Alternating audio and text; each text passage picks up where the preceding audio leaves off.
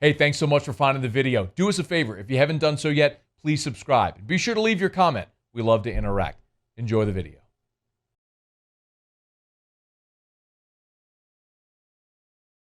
Tigers win 27-24 against Arkansas on Saturday. And with LSU off to a 2-3 start, and let's just be honest, not many realistic opportunities ahead for wins. When you look at a 2-touchdown underdog this weekend against Texas A&M, you got Florida ahead, very likely Alabama next weekend, then Florida the 12th, and then potentially Ole Miss on the 19th. LSU had to get this win. They just had to. They had to find a way, and this was a tough watch, y'all. The game was poorly played, the officials were atrocious, and the announcers it was certainly not their best day for Taylor Zarzar and Matt Stinchcomb. All the way around, this is what you'd expect when you have two sub-500 teams at 11 a.m. on the SEC network. And it lived up to that billing. But LSU got a win, which they desperately needed. The reality is Saturday was a throwback to the Les Miles era. That was a Milesian game if I ever saw one. LSU ran 91 plays to Arkansas's 53.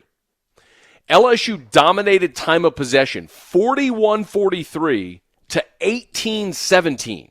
Like, that doesn't even sound real.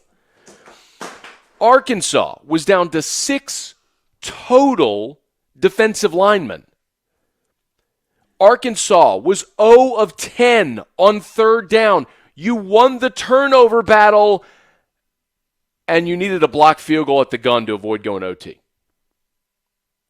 You even had a bad clock management issue for good measure. That, if ever there was a flashback to the Miles era, Saturday was it. You won the game, but you really didn't feel good about it coming out.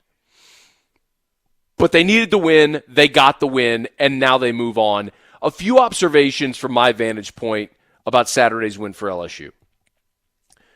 Let's start with TJ Finley. And what's really interesting in going through social media comments and a lot of emails and stuff, and then listening to some of the post game on Saturday, so much of the conversation after the game wasn't about TJ Finley, which in many respects does kind of speak to his maturation, doesn't it?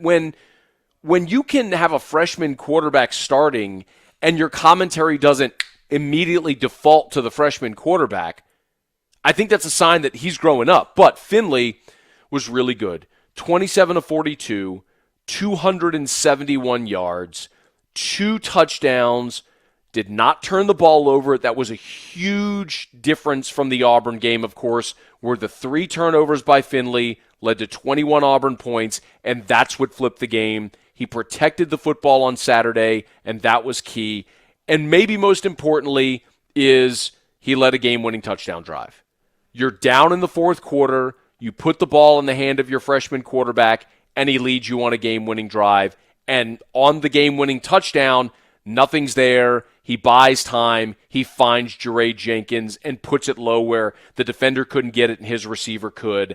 I thought that was a huge grow-up moment for Finley to go on the road to get his first road win and to lead a game-winning drive at that.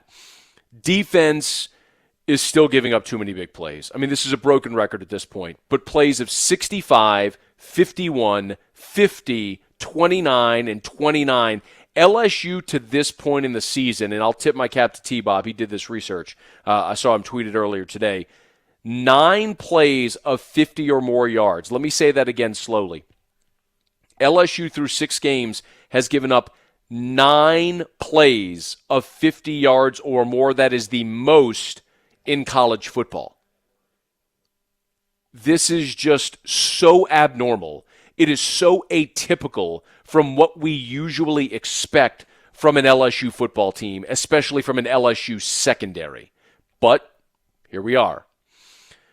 Really nice day for Ty Davis-Price. 24 carries, 104 yards, touchdown. It was great to see Ty Davis-Price get off. Now we've seen both Emory and Ty Davis-Price have big games this season, and depending on the flow of a given game, you might see either one of those guys take a big step. So that was good to see Ty Davis-Price have the day he did. Let me take a second and mention the end of the half sequence, which was head-scratching and borderline offensive. LSU throws for a first down at the Arkansas 27. They let the clock run down to 27 seconds, letting almost 10 seconds burn before they actually call the timeout, their first of the half. Finally, they call a timeout with 27 seconds left. They run another play. They throw a completed pass down to the 16-yard line to Eric Gilbert, and then hurry up and run another play. That play is an incomplete pass to the right sideline in front of the pylon. Looked like it might have been a catch. They ruled it incomplete. Clock stops. LSU calls its second timeout after an incomplete pass. The clock stopped, and they called a timeout. Clock stopped. Called timeout to come to the sideline. And what did they draw up with 9 seconds and one timeout to go? What did they draw up but a draw? They run a draw, call their final timeout, kick a field goal. That was to have roughly 30 seconds and 3 timeouts and to only get off 2 plays and a draw and then kicking your field goal is almost unthinkable. You have to try to be that inefficient to not maximize that situation, to be able to take at least one shot into the end zone. But it's what transpired, and we all watched it, and it was it was jaw-dropping to watch that level of inefficiency with the clock in the red zone at the end of the first half.